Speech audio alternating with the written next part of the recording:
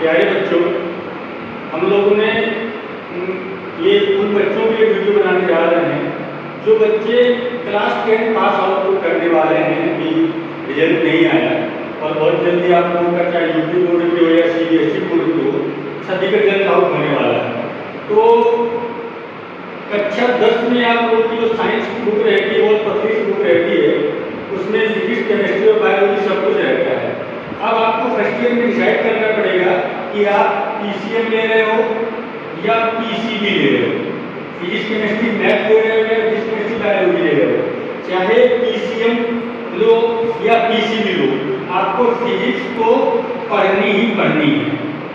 तो जब आप फर्स्ट ईयर में आओगे तो आपको फर्स्ट ईयर में जो फिजिक्स है उसका 9th और 10th की अपेक्षा बहुत आगे तक या बहुत विस्तार आपको समझ में आएगा, जिसमें आपका पहला यूनिट है फिजिकल वर्ल्ड एंड मेजरमेंट। तो हम इसको बाद में शुरू करेंगे, फिजिकल वर्ल्ड एंड मेजरमेंट को। आज हम लोग को फर्स्ट ईयर की फिजिक्स पढ़ने के लिए क्या क्या तैयारी कर लेनी चाहिए उस पर डिस्कस करेंगे। तो सबसे पहले आपको क्या करना चाहिए, चाहे आप मैथ वर्ग के लेने जा रहे हो या बायो वर्ग लेने जा रहे हो, मतलब गणित वर्ग के हो या बायोलॉजी वर्ग के हो, आपको दोनों ग्रुपों के लिए फिजिक्स में कुछ ऐसी चीजें फिजिक्स पढ़ने के लिए जो कि आपको सबको शुरुआत में आवश्यक है। तो सबसे पहले क्या आवश्यक है, आपको अपनी नोटबुक में कम से कम क्या करना चाहिए, 1 to 50 यानी 1 से 50 तक, आपको 1 से 50 तक टेबल आपको लिख लेना चाहिए। और ईमानदारी इसमें है कि आपको जहां तक की टेबल आती हो इसके बाद पर डे एक टेबल लर्न करें ताकि धीरे धीरे आपको 50 तक की टेबल आ जाए। एक काम तो ये हुआ। दूसरा काम आपका ये है कि आपको एक टेबल बनानी होती है जिसमें एक तरफ आप लिख देते हैं संख्या, बीच में आप लिखिए वर्ग और फिर लिखिए घन। अब अगर संख्या में आप 1 लिखते हैं तो वर्ग यानी स्क्वायर का मतलब 1 गुणे 1 और घन का मतलब 1 गुणे 1 गुणे 1। तो संख्या की 1 लिखी तो वर्ग 1 हो जाएगा और घन 1 हो जाएगा। संख्या में यदि आपने 5 लिखा तो 5 का स्क्वायर 25 और 5 का घन करेंगे तो 125। इस प्रकार आपको 1 से लेकर के 30 तक आपको क्या करना है, 1 से लेकर के 30 तक की संख्याओं का वर्ग और घन लिख लेना और याद कर लेना है। इसके बाद आपको जो 6, 7, 8 में पढ़ रखे हैं, आपने पैमाना कैसा, जैसे 1 मीटर इक्वल टू 100 सेंटीमीटर। तो 1 metre equal to 100 centimetre, 1 kilometre बराबर कितना होता है, 1 किलोग्राम बराबर कितने gram, milligram, hectogram, litre, millilitre, यानी जितने भी ये पैमाने हैं सारे पैमाने आपको अपनी नोटबुक में पहले से लिख लेना है। ये नंबर 3 पे काम है। नंबर 4 काम आपका है कि आपको क्या करना है कि आप लोगों ने 6 से लेकर के 10 तक जितना भी फैक्टर पढ़ा है, गुणनखंड के फार्मूले पढ़े। गुणनखंड के फार्मूले जैसे a + b whole square equal to a square + b square + 2ab, a square - b square equal to a + b a - b, यानी जितने भी गुणनखंड के सूत्र हैं, क्या बनेगा आपसे कि जितने भी गुणनखंड के सूत्र हैं, गुणनखंड के सारे सूत्र आपको अपनी कॉपी में लिख लेने हैं। गुणनखंड के सूत्र के बाद फिर आपको क्या करना है कि घातांक और लघुगणक के जितने सूत्र हैं, इसके घातांक और लघुगणक, घातांक और लघुगणक के जितने भी सूत्र हैं वो सारे आपको अपनी कॉपी में लिख लेने हैं। इसके बाद आपको क्या करना है, क्षेत्रमिति मेमोराइजेशन जिसको बोलते हैं, ऐसे घन का आयतन, घनाभ का आयतन, गोले का आयतन, बेलन का आयतन, शंकु का आयतन, जितने भी, यानी क्या कह सकते हैं हम, ये 5 नंबर हो गया। 6 नंबर पे क्या लिखते हैं, क्षेत्रमिति के सूत्र। क्षेत्रमिति के सारे सूत्र आपको अपनी कॉपी में लिख लेने हैं। क्षेत्रमिति के सूत्र के बाद आपका आता है अगला त्रिकोणमिति, यानी ट्रिग्नोमेट्री के फार्मूले। त्रिकोणमिति के सारे सूत्र आपको त्रिकोणमिति के सारे सूत्र आपको लिखने हैं। साइन 30 वैल्यू क्या होती है, साइन की वैल्यू क्या होगी, sin 90 की वैल्यू क्या होगी, tan 60 tan 30 sin 90 plus theta cos 180 plus theta या sin स्क्वायर थीटा प्लस, जितने भी फार्मूले ट्रिग्नोमेट्री के हैं सारे फार्मूले आपको अपनी नोटबुक में लिख लेना है। इसके बाद ट्रिग्नोमेट्री के बाद एक चीज आप लोगों ने 9th 10th में पढ़ रखी होगी, निर्देशांक ज्यामिति। दो बिंदुओं के बीच की दूरी d बराबर है रूट x पर minus x2 whole square plus y1 minus y2 whole square, या दो मध्य बिंदु के बीच की दूरी x बराबर है x2 बटे 2 या y बराबर y2 बटे 2। यानी जितने भी कोऑर्डिनेट ज्योमेट्री के सूत्र हैं, कोऑर्डिनेट ज्योमेट्री के यानी क्या बोलते हैं हम लोग हिंदी में, निर्देशांक ज्यामिति।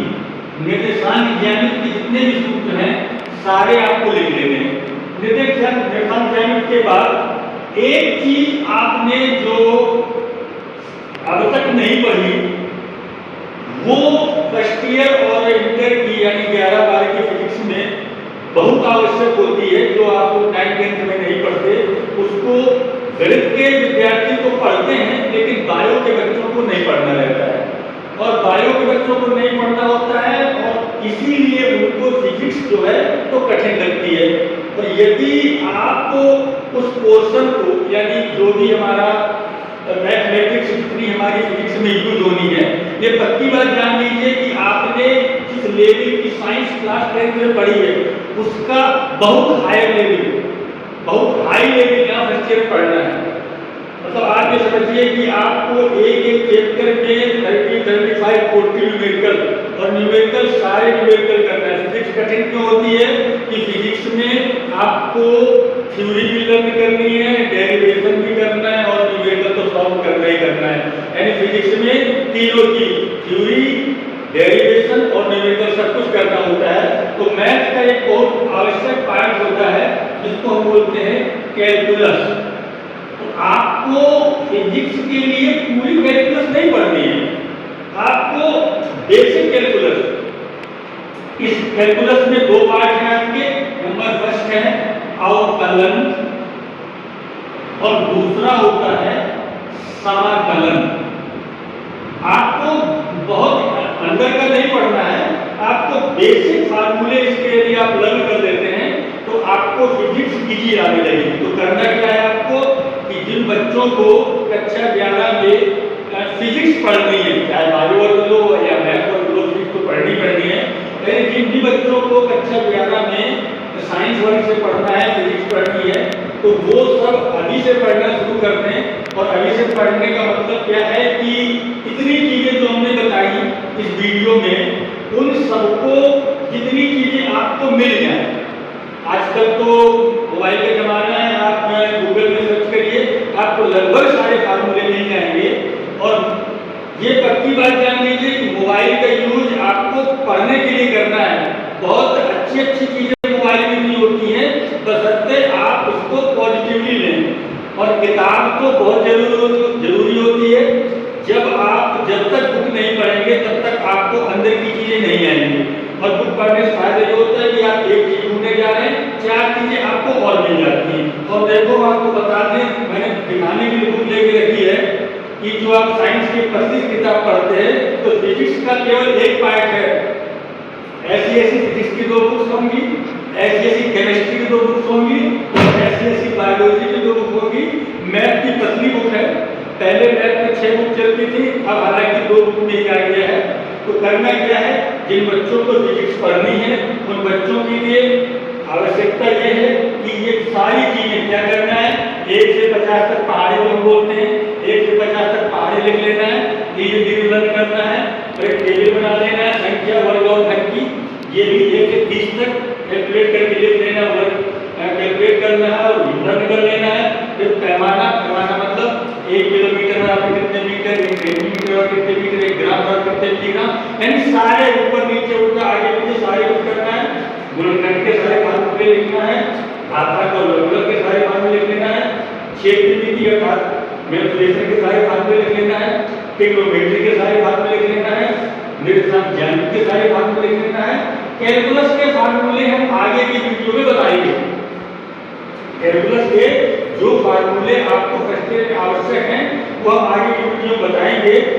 बाकी 8 नंबर तक की सारी चीजें आप लोग कहीं ना कहीं थोड़ा बहुत पढ़ चुके हैं, तो ये सारी चीजों को लिख लीजिए और नेक्स्ट वीडियो में हम चर्चा करेंगे फिजिकल वर्ड एंड मेजरमेंट का, वो अगले वीडियो में बताएंगे। अभी तक के लिए धन्यवाद, और अधिक वीडियो देखने के लिए मेरे चैनल को लाइक कीजिए, सब्सक्राइब कीजिए। Thank you.